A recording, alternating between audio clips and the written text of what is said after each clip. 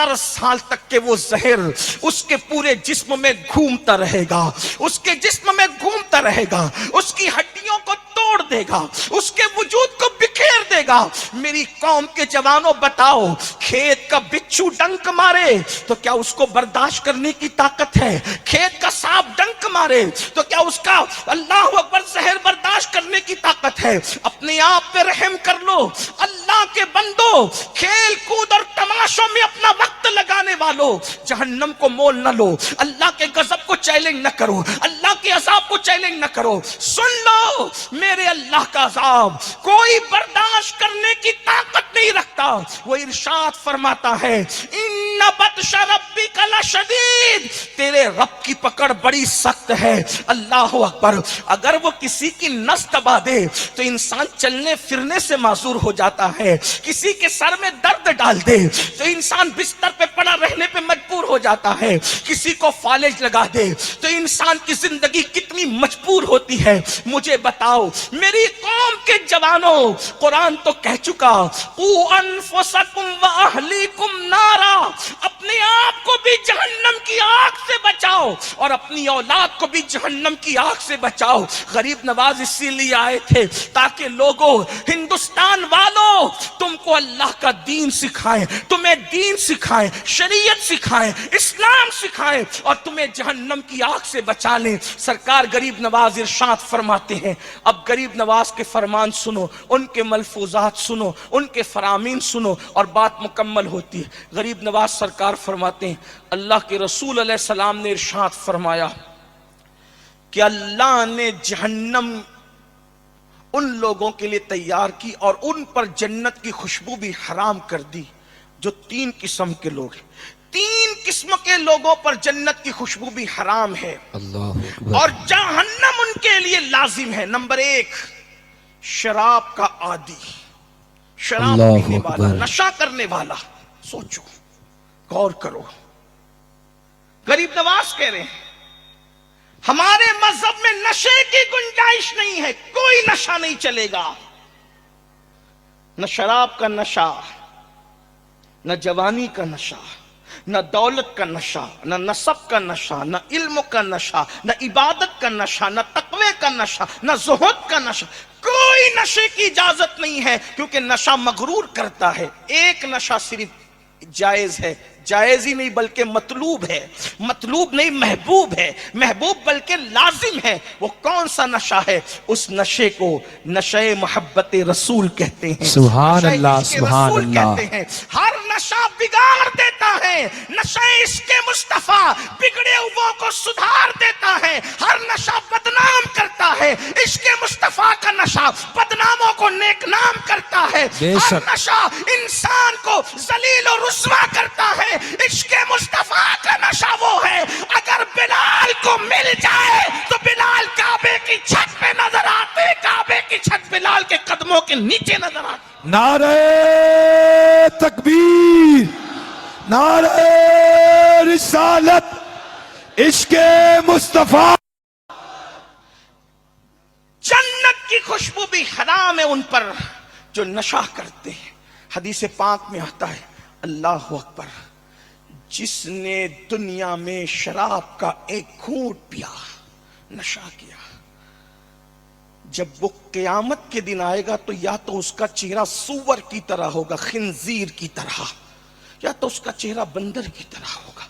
एक हदीस पाक में आया, अल्लाह के रसूल अलैहि सलाम इरशाद फरमाते हैं कि मेरी उम्मत के कुछ लोग ऐसे होंगे रातों रात जिनके घर जमीन बोस कर दिए जाएंगे, यानी गिरा दिए जाएंगे।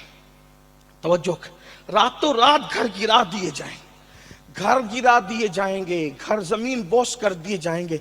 अब कैसे कर दिए जाएंगे ये एक अलग तफसील है, उसकी तरफ नहीं जाते। लेकिन साहबा ने पूछा, हुजूर रातों रात मकानात जिनके जमीन से लगा दिए जाएंगे, गिरा दिए जाएंगे, उनका गुनाह क्या होगा? फरमाया 2 गुनाह।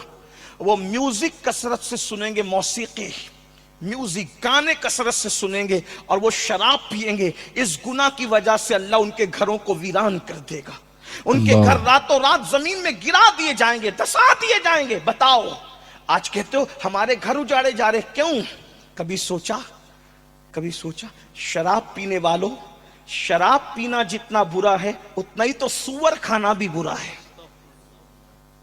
खिंजीर भी अल्लाह ने हराम किया और शराब भी अल्लाह ने हराम किया, फिर नशा करते हो और सूअर से नफरत करते हो। सूअर खाना और शराब पीना दोनों बराबर है, बल्कि पेशाब पीना और जो है वो शराब पीना बराबर है। अगर कोई गोलियों से नशा करता है, इंजेक्शन से नशा करता है, मैं आपसे पूछता हूं मेरी कौम के जवानों, ये नशा बाज़ाब्ता तौर पर साजिश के तहत मुस्लिम मुआशरे में प्रमोट किया जा रहा है, इसलिए कि दुनिया जानती है और अच्छी तरह जानती है कि ये वो कौम है, इस कौम से मुकाबला नहीं किया जा सकता। मेरे भाई, आप अपनी अहमियत को समझो, आप अपनी इज्जत को समझो, आप अपने टैलेंट को समझो, आप अपने वकार को समझो, आप अपनी सोचो फिक्र को समझो, आप अपने ख्यालात और तसव्वुरात और तखय्युलात को समझो। तुम बड़े कीमती लोगो, पूरी कौम का सरमाया हो। मेरी कौम के जवानों, जवान पूरी मिल्लत का सरमाया है, पूरी कौम का सरमाया है। दुनिया चाहती है इस कौम को नशे में डुबा दो ताकि ये कौम अपने अच्छे और बुरे में तमीज न करने पाए। इस कौम को नशे में गर्क कर दो ताकि ये तालीम हासिल न करने पाए। इस कौम को नशे में गर्क कर दो ताकि ये कौम तिजारत न कर पाए, ये कौम सियासत न कर पाए। याद रखना, जिस दिन मुसलमान सियासत करने पर आ जाए, दुनिया का कोई माई का लाल टिक नहीं सकता, मगर कोई आए तो मैदान में। अल्लाह अकबर। जो कौम शराब और शबाब और मोबाइल गेमों में मसरूफ हो, उस कौम को कब मौका है?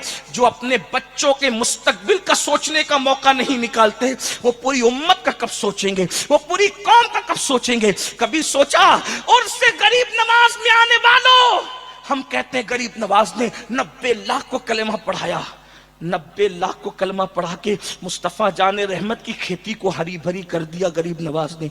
लेकिन आज उस गुलिस्तां पर बिजलियां गिराने की बात चल रही है। हमारी क्या कोशिश है? गरीब नवाज तो 90 लाख को कलमा पढ़ा चुके और वो 90 लाख हिंदुस्तान की सरजमीन पे करोड़ों में पहुंच गए।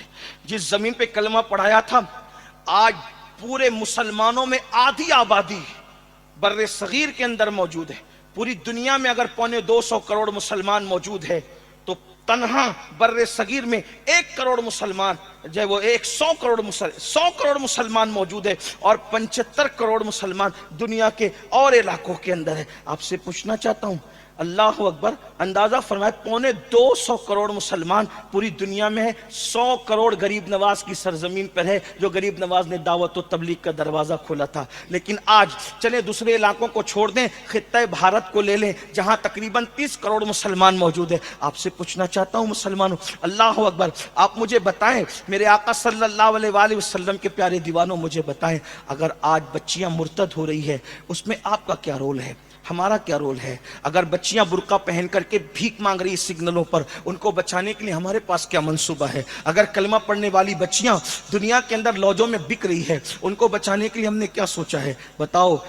गरीब नवाज के मज़ार पे फूल डालते होंगे और जब गरीब नवाज का सजाया हुआ गुलशन उजड़ता होगा, तो जिन हाथों से फूल पड़ते होंगे और वो हाथ दीन बचाने के लिए कोई कोशिश नहीं करते होंगे, तो उस वक्त गरीब नवाज के दिल पे क्या गुजरती होगी? फूल चढ़ाते थे, चढ़ाते हैं, चढ़ाते रहेंगे। जो चिढ़ते हैं वो चिढ़ते रहे, उनकी अपनी मर्जी है। लेकिन आपसे पूछता हूँ, सिर्फ फूल भी चढ़ाओगे या गरीब नवाज का गुलशन भी बचाओगे? गरीब नवाज ने जो गुलशन बनाया था, ये कितनी मेहनतों से बनाया था, आपको नहीं पता। अना सागर के किनारे बरसों एक दरख्त के नीचे जिंदगी गुजार दी, सर्दी भी आई होगी, गर्मी भी आई होगी, बरसात भी आई होगी, गरीब नवाज ने उसको कैसे बर्दाश्त किया?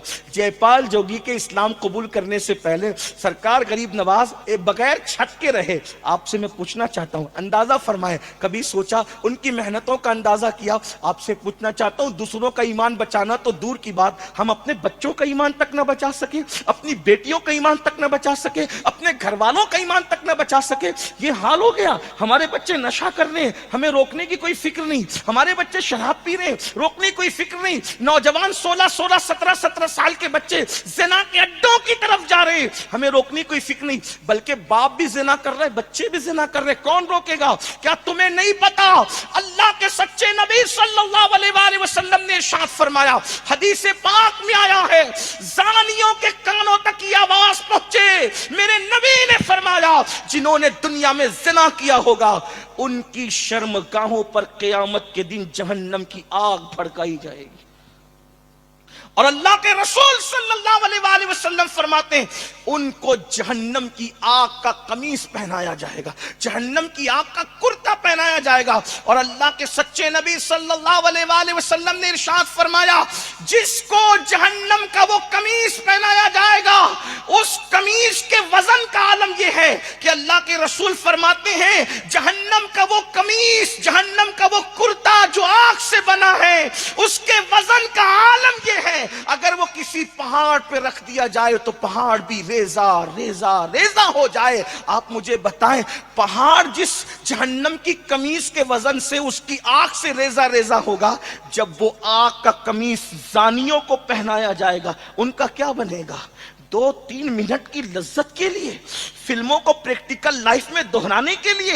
ذرا بتاؤ تو صحیح کہاں جا رہی میری قوم کے جوان؟ سوچو کیا غریب نواز اسی دن کے لیے آئے تھے؟ ارے غریب نواز نے تو ایسا سنوارا تھا، ایسا سنوارا تھا، اللہ اکبر۔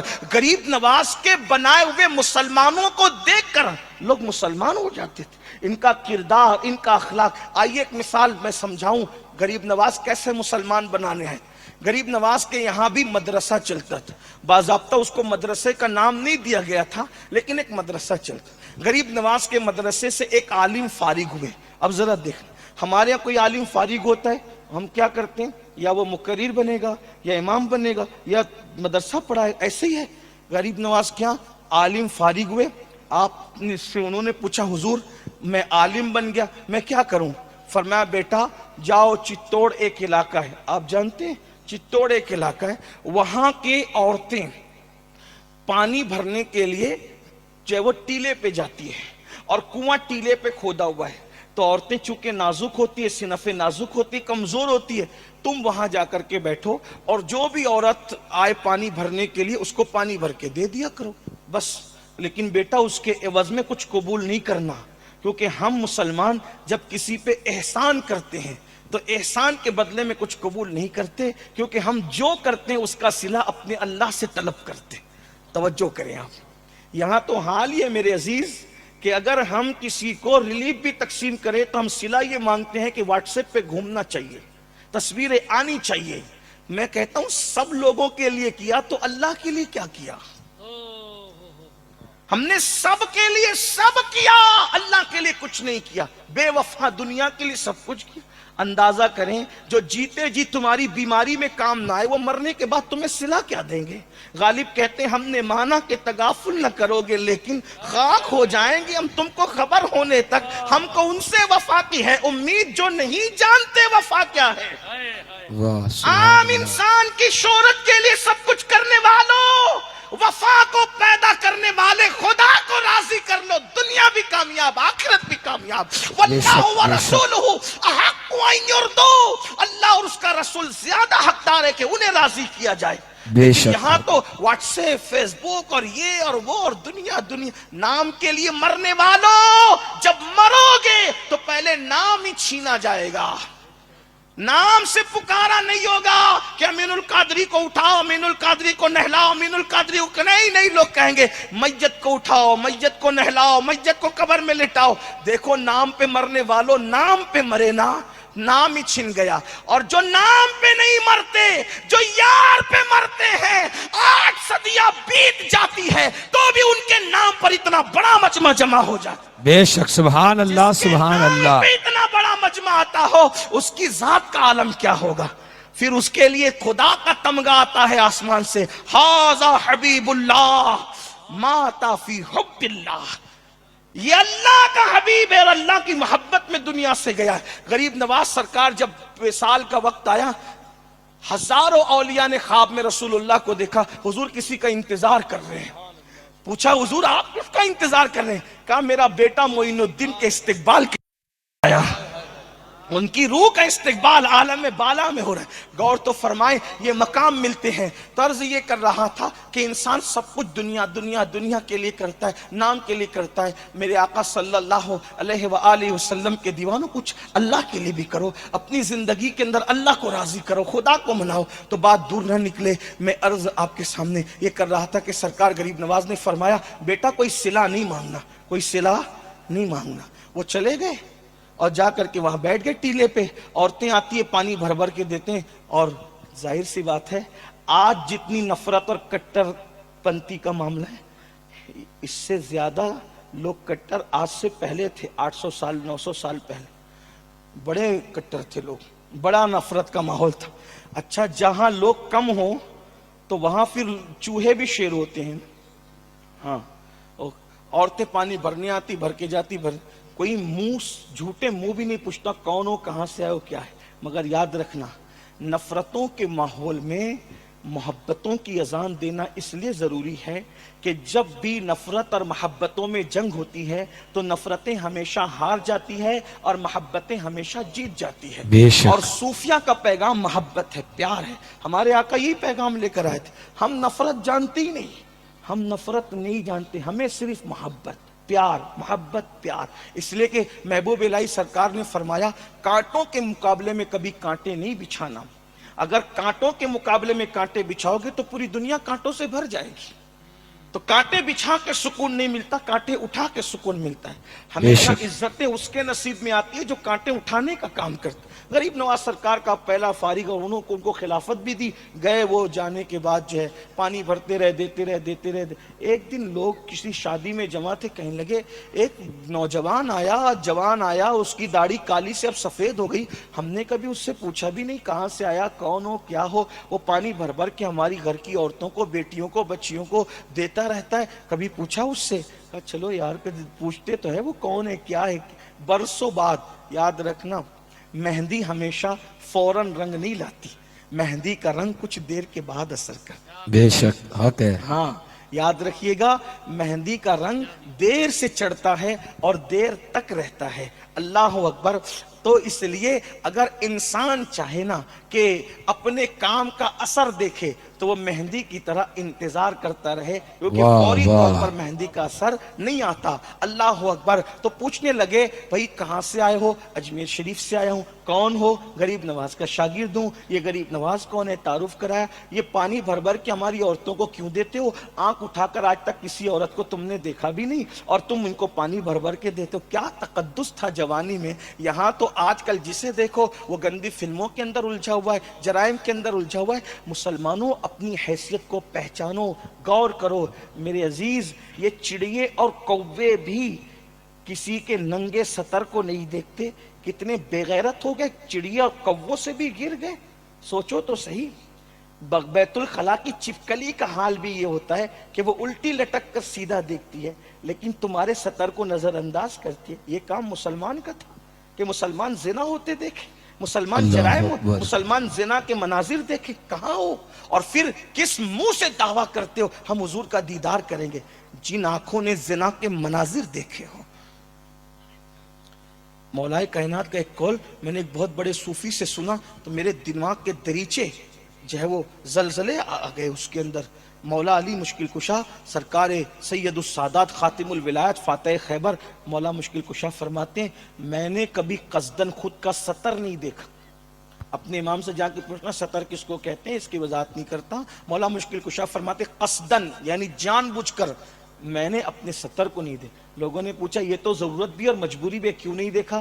فرماتے ہیں مجھے حیا آتی تھی کہ جن آنکھوں سے محبوب خدا کو دیکھتا ہوں ان آنکھوں سے اپنے سطر کو سبحان اللہ. جن آنکھوں سے محبوب خدا کو دیکھتا ہوں ان آنکھوں سے اپنا سطر کیسے دیکھوں. اندازہ تو کریں خود کا سطر دیکھنا ضرورت بھی ہے اور مجبوری بھی ہے. کہتے ہیں جن آنکھوں سے حبیب خدا کو دیکھتا ہوں ان آنکھوں سے خود کا سطر کیسے دیکھوں. آپ سے پوچھتا ہوں جن آنکھوں سے زنا کی فلمیں دیکھتے ہو ان آنکھوں سے قبر رسول اللہ کا دیدار کیسے کرو گے؟ جن آنکھوں سے جرائم کی فلمیں دیکھتے ہو ان آنکھوں سے رسول اللہ کی زیارت کیسے کرو گے؟ میری قوم کے جوان مجھ سے پوچھتے ہیں کہ سید کوئی راستہ بتا کہ ہمیں رسول اللہ کی خواب میں زیارت نصیب ہو. میں لوگوں کو یہی کہتا ہوں کوئی وظیفہ حضور کی زیارت کا اتنا مستند اور معتبر نہیں ہے. ایک وظیفے پہ عمل کر لو, سب سے آنکھیں بند کر لو, دیدار یار نہ ہوا تو پھر کہنا. سبحان اللہ. حرام کاموں کو سے اپنی آنکھوں کو بچا لو. حضور ارے میرے امام تو کہتے ہیں مٹ جائے یہ خودی تو وہ جلوہ کہاں نہیں. دریا دیکھو گے تو بھی جلوہ یار نظر آئے گا, سمندر دیکھو گے تو بھی جلوہ یار نظر آئے گا, گلاب کی پتیاں دیکھو گے تو بھی جلوہ یار نظر جس میں جلوہ یار نہ ہو، میرے امام کہتے ہیں وہی جلوہ شہر بشہر ہے، وہی اصل عالم دیر ہے، وہی نیر ہے، وہی بیر ہے، وہی پاٹ ہے، وہی دھار ہے۔ ہر سبحان جگہ اللہ تو انہی سبحان کا اللہ جلوہ۔ کوئی آنکھوں کو پاک تو کرے، صاف تو کرے، لیکن یہ سازش ہے۔